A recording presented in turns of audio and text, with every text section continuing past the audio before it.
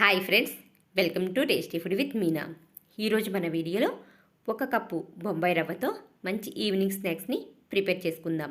ముందుగా ఒక బౌల్లోకి 1 కప్పు బొంబాయి రవ్వని యాడ్ చేసుకోవాలి.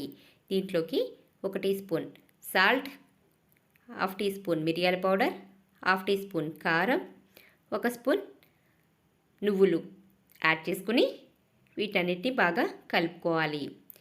వీటినన్నిటిని బాగా కలుపుకున్న తర్వాత ఒక మిక్సీ జార్ తీసుకుని ఆ మిక్సీ జార్లో యాడ్ చేసుకుని మరీ మెత్తగా మిక్సీ పట్టొద్దండి, కొంచెం బరగ్గా ఉండే విధంగానే మిక్సీ పట్టుకుని ఒక బౌల్లోకి తీసుకోండి. చూసారు కదా, ఈ విధంగా మిక్సీ పట్టుకోవాలి. దీంట్లో కొంచెం గోరువెచ్చని నీళ్ళని యాడ్ చేసుకుంటూ చపాతీ పిండిలా గట్టిగా కలుపుకోవాలి. ఈ విధంగా కలుపుకున్న తర్వాత దీని మీద 2 టేబుల్ స్పూన్ల ఆయిల్ని యాడ్ చేసుకుని మరొక 2 నిమిషాల పాటు కలుపుకొని 3 ఈక్వల్ పార్ట్స్ కింద డివైడ్ చేసుకోండి. ఈ విధంగా డివైడ్ చేసుకున్న తర్వాత ఒక 10 మినిట్స్ పాటు పక్కన ఉంచుకోండి. పొడిపిండి జల్లుకుని చపాతీలా ఒత్తుకోవాలి.